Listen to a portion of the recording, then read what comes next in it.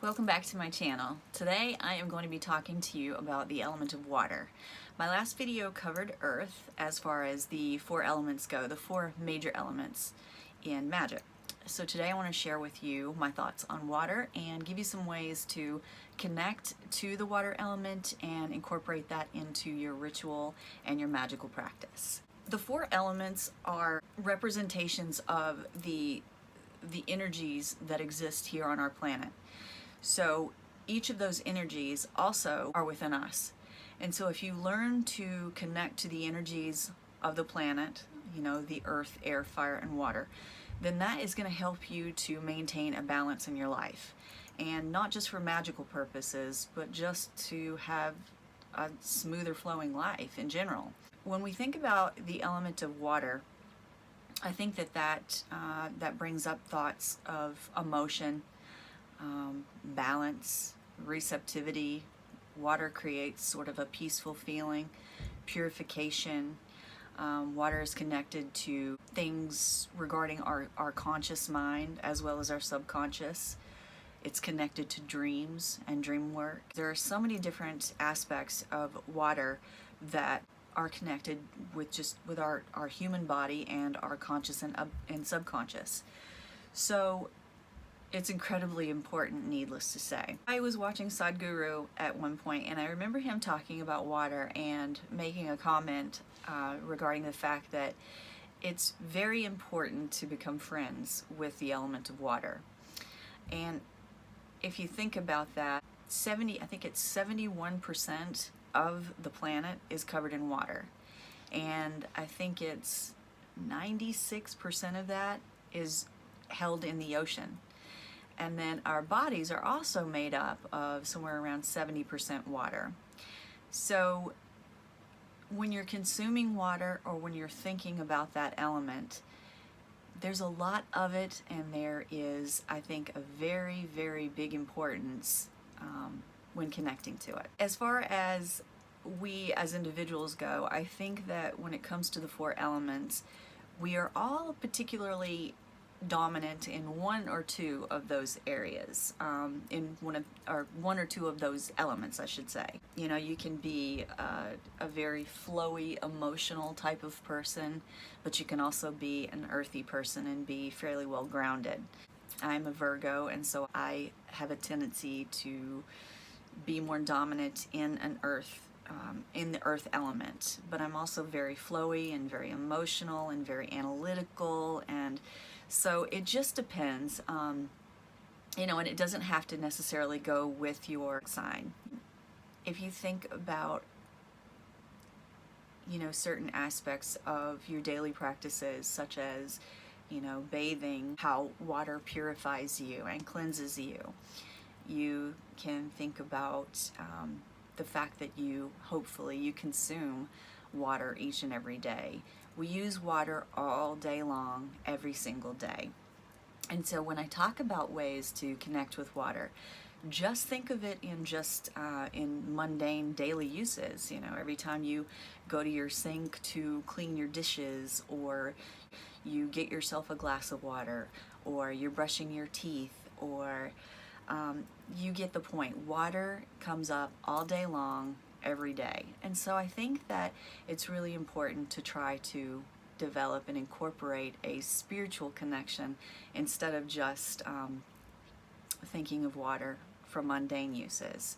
So, and today it's actually raining, so what a more perfect day to be talking about this element. There is a quote by Bruce Lee, and he says, "Be water."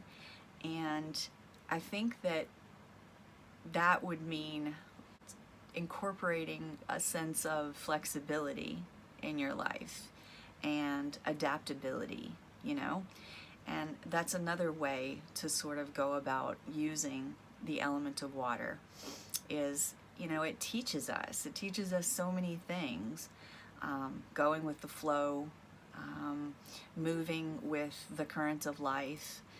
So many times I think that when we're up against challenges or difficult scenarios, we have a tendency to resist and to kind of try to push against that challenge or that obstacle. And I also heard somewhere, if you think about a challenge that arises in your life, think about a river, and if you were thrown into that river and you're headed downstream, what's going to happen if you try to go against the current? It's really not going to do you much good, and you're probably going to end up drowning. So the best thing to do is sort of point your feet downriver and just go with the flow until you see a point where you can, get back onto the shore. So a good way to figure out what your relationship with water is through meditation. And you can literally just sit in meditation and see what feelings come up for you in regards to water. Think about things like, are there bodies of water near you? Do you have lakes or rivers, oceans? How does it feel when you visit these particular bodies of water? You can think about, how it feels when, like I said, for instance, it's raining here. Certain storms can produce different emotions within us. If it's like today, it's kind of like a dreary day. It's sort of just a dreary kind of a rainy day. But I know that during thunderstorms, that big crashing rain, that evokes feelings of just intense feelings for me. I love thunderstorms, big heavy rainstorms. So think about things like that, how water in certain and different scenarios affects you and how it makes you feel. So beyond meditation, another way that you can connect with water on a very personal level is the water that you drink each and every day. I think it's in India that they drink their water from copper, and each night they will gather the water, they will put a lid on it, they will put a flower on it and a candle beside it, and they bless the water. And then the next day, that water is what they consume for the rest of the day. And water is highly spiritual and connected to us. And so blessing your water is a very, very deep way to connect. Another way is to actually visit any type of body of water that is near you, and that can be literally anything from the ocean to a lake, a river, to the tiniest spring, and just connect and sort of, sit and get in the feels and see how these particular areas of water make you feel. For me personally, one of the ways that I incorporate water into my daily practice is by making moon water. And I do have a moon water video here on my channel, but I will make moon water at every full moon, and each and every night I will anoint myself with the moon water. And that's just the way that I bring the element of water into my daily practice. So that way it's not about setting up some big elaborate ritual space or doing some ceremony or anything like that. It's just a way that I mentally and emotionally connect with water every single day, and it kind of makes it easy to have that just right on hand. So just use your imagination and your intuition to figure out ways in which you can, on a personal and emotional level, connect with the element of water. So, as in my last video regarding the element of earth, I'm going to share with you some of the correspondences for the element of water. And this is a very, very, very helpful book. I talked in my last video, and you'll hear me talk about this quite often, regarding your rituals and different ceremonies that you might perform. When you have something like this, when you put different correspondences together, it's just going to add more momentum to any magical type of thing that you are looking to perform, if you're manifesting or if you are, regardless of what it is, whatever the spell might be, the manifestation, whether it's a blessing, regardless, the more correspondences that you add, it's going to pack more of a punch. So I am going to go over a few of the things listed in here. I probably won't list every single one of them, but that's just so that you have the main ones right here in the video if you don't want to go and buy the book or, what have you. So I will get started. So the zodiac signs that are associated with the water element, I think I mentioned earlier, are Cancer, Pisces, and Scorpio. The planets associated with water are Mercury, the Moon, Neptune, Pluto, and Saturn. The season is autumn. The time of day is dusk. The direction, I think I mentioned earlier as well, is the west. It is yin energy, so it is a feminine energy. The associated chakra is the sacral chakra. Colors associated with the water element are aqua, black, blue, gray, green, indigo, lilac, purple, silver, turquoise, violet, and white. The tarot cards associated with the water element are cups, the hangman, and the moon. To list off just a few of the trees associated with the water element are apple, ash, birch, cedar, cherry, chestnut, the elm tree, magnolia, mimosa, olive tree, poplar, the spruce, sycamore, willow, witch hazel. Some herbs that are associated: daffodil, daisy, foxglove, gardenia, geranium, grape, ivy, jasmine, lady's mantle, lemon balm, lilac, lily, periwinkle, poppy, raspberry, rose. Rose is a really good one. That's something that you could incorporate into a bath if you wanted to. And let's see, strawberry and thyme, valerian, violet, and yarrow.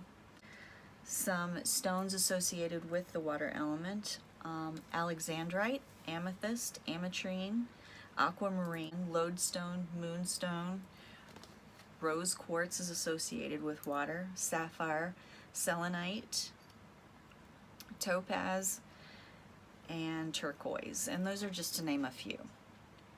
The metals associated with water are copper, mercury, and silver. And again, I think I mentioned in India they use copper to hold the water and keep it overnight and bless it and then consume it the next day. Animals associated with the water element: bat, beaver, dog, the hippopotamus, horse, moose, otter, polar bear, and raccoon. Birds are blackbird, the crane, dove, duck, heron, seagulls, stork, swan, and the vulture. Reptiles associated are the crocodile, frog, salamander, snake, and toad. Ritual tools are going to be the chalice, the cup, and the cauldron. So that's just a few of the different correspondences that go along with the water element. Things that you might use during ritual or ceremony to, using water to help you out with are situations where you need balance, situations regarding beginnings or fertility. Water can also be incorporated to help us work on, our sense of compassion, or, for consecrating and blessing things. That was something else that I didn't mention, is that I use my moon water also to consecrate or enchant my jewelry. Every day when I change my stones or my rings, because I use I will incorporate gemstones and different crystals within the jewelry that I wear. And like today I have on my labradorite and my lapis lazuli. And what I will do is use the moon water to enchant those pieces or just to cleanse them.